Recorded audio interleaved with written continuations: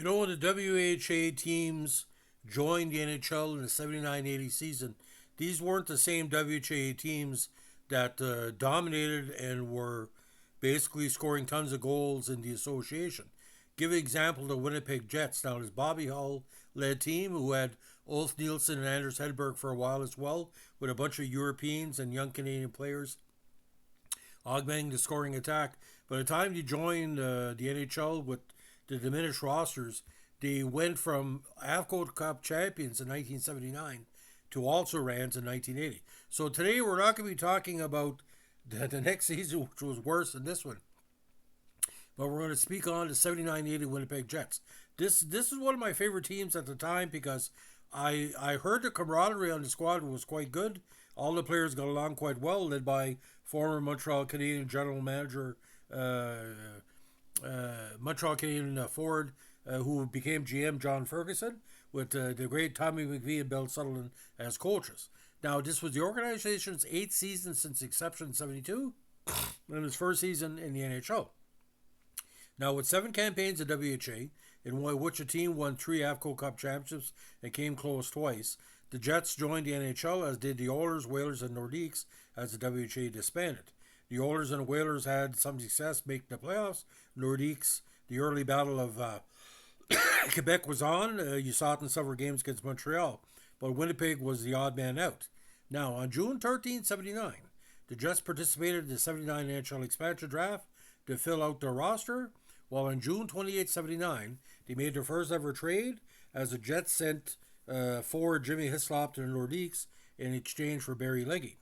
Now, on August 8, 79, the Jets selected Jimmy Mann of Sherbrooke Castle of the QMJHL for the first ever draft pick at the 79 NHL entry draft. In the 5th round, of course, they lucked out by taking the great Thomas Steen from Lechland's IF of the SEL. Now, during the offseason, the club announced that Tommy McPhee would be retained as head coach. He had become the Jets head coach late in the 79 season, going 11-8 in 19 games, followed by a record of 8-2 in the playoffs to lead the Winnipeg over Edmonton to the AFCO Cup. Now, he had head coaching experience in the NHL as he led the Capitals to a 49-1-22 33 record from 75 to 78, and most of those games were his fault. Now, Lars-Erik Sjöberg came back that year. He was named captain of the team, as former captain Barry Long joined the Detroit Red Wings for the 79-80 season. Now, Sjöberg did captain the Winnipeg from 75 to 78 to WHA. Now, the division wasn't that strong. The top team that year was the Blackhawks, who won the division with only 34 victories. St. Louis was second with 80 points, even 34-34-12. Canucks were 27-37-16. The Oilers were 28-39-13, despite Wayne Gretzky. The Jets ended up 20-49-11, but they weren't in last place. Colorado was in last with a record of 19-48-13, and of course that led to the Barry Beck draft. Now, they started off terribly in that season, going 2-5 until almost passing the 500 mark with a what they call a Halloween week run, where they defeated Boston, tied St. Louis, defeated the Nordiques, tied the Capitals and the Islanders. But then the problem started. They had a terrible November, basically only getting 3 victories. The biggest loss, of course, was an 8-0 shellacking by the Atlanta Flames on the road on November 6, 79, in front of only 7,296 patrons. Now, December was no better. They lost a number of key games, although the big moral victory was a 6-2 victory over the Montreal Canadiens on December 15th, where Montreal was in the midst of a losing streak, and that pushed them to 10-17-4. Now, their high point of the campaign was on December 21st, where they defeated Chicago 4-1 to end up being 12-18-4. But ladies and gentlemen, from then on, the proverbial crap hit the fan. You only had 8 victories for the rest of the season. Now, some bad losses too as well. I don't want to go too deep of it, but they weren't playing that bad at home. They were just on the road. They were playing terribly. Sometimes they would lose by 3 goals or a lack of effort. Now, where they were really hammered a lot their 33rd loss of the season was 9-2 to Edmonton on February 1st.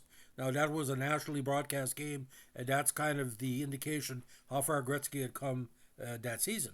But ironically, they drew 0-0 with the Islanders on February 12th, one of the few 0-0 ties in NHL history, to push them to 14, 34, and 9. Now, the rest of the campaign, Atlanta really blew them out in almost every key game they played.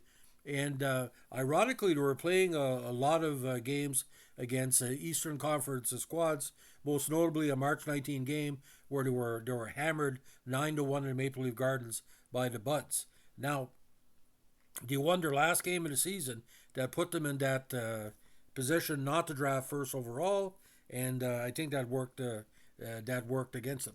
Of course, the key player for Winnipeg that year was Morris Lukowicz, who had a great season, 74 points with only a minus 16 plus minus, with 13 big power play goals. The very underrated Peter Sullivan had 24 counters that year, with Ron Wilson, the forward Ron Wilson, scoring 21 goals.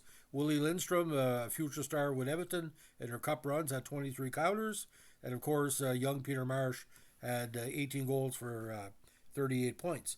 Now, what was kind of ironic here, their worst plus-minus player that year, no doubt, was the player that would become a heavy coach down the road. Barry Melrose, defender at the time, was minus 41 that year.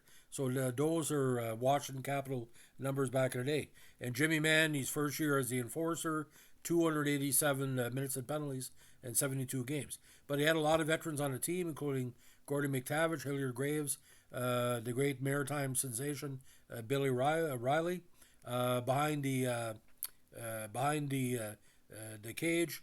Gary Smith was there for a while. Marcus Matson, Lindsay Middlebrook, and Pierre Amel, who was led the team with 9 wins and only 19 losses. So goaltending wasn't the big problem. He only gave up 308 goals on the season. Actually, Marcus Matson had 2 shutout victories. So, but you can tell the Winnipeg was trying different stuff. Now, ironically, Bobby Hull was there for a little while, but he was sent to Hartford for future consideration February 27, 1980. I think they were just giving him a chance to play with Gordie Howe, although he tried to make another comeback with the Rangers later on. So there wasn't really much they were picking up. Of course, for a lot of people, the big trade was when they picked up Ron Wilson from the Canadiens. So, and of course, free agents, Willie Lindstrom, Larry Hopkins, John Bethel, Benoit Gosselin, Jerry Ryu, Glenn Tommely, Ross Corey, Jules Drouin, the former Islander star. He came over, and Anders Steen and Don McIver. Now with the draft again, Dave Christian, who played a big factor for the U.S. college program, and then the Olympic side, and then Thomas Steen, and then Tim Waters, a very improved player. Now, their expansion draft, the 17 existing NHL teams were allowed to reclaim any rights to former NHL WHA players they have. The 4 incoming franchises, however, were allowed to protect up to 2 goalies and 2 skaters, voiding their NHL rights. These players were considered priority selections in the expansion draft. Now, Gordie Howe was one of the 2 special cases, the other being Wayne Gretzky, as a gentleman's agreement between the Whalers and the Red Wings, which held his rights, led to the Wings declining to reclaim Howe. Now, Bobby was reclaimed by the Chicago Blackhawks.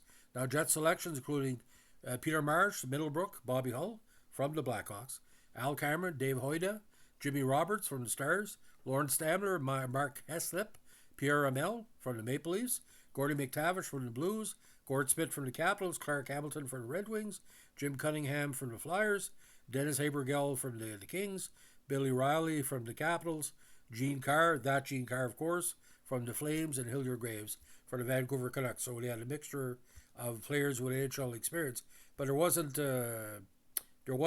too much available that year. And a new kid in town never played for Winnipeg that campaign, so that was a bummer on that.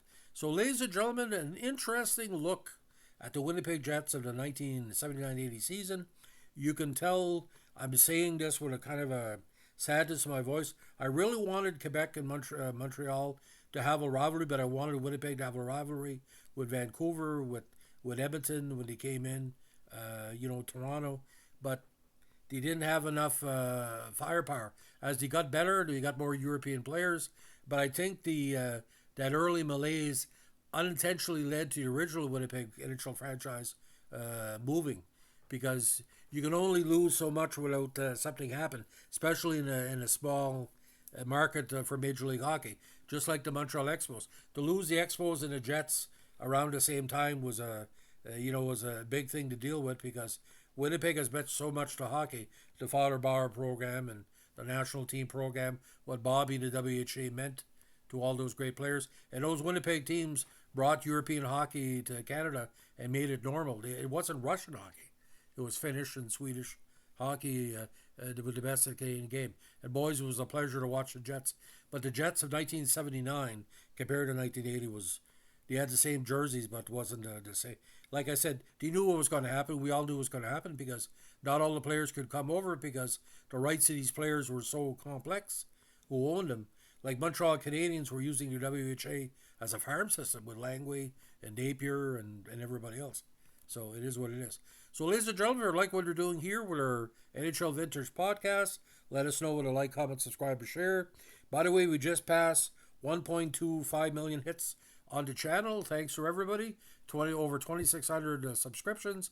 And it doesn't seem much, but it matches the print subscribe number I had with the Woodstock Bugle Observer before I retired from print media. So thank you for the support. If you like what you're doing, let us know. If you don't like it, don't tell nobody. Have a good one.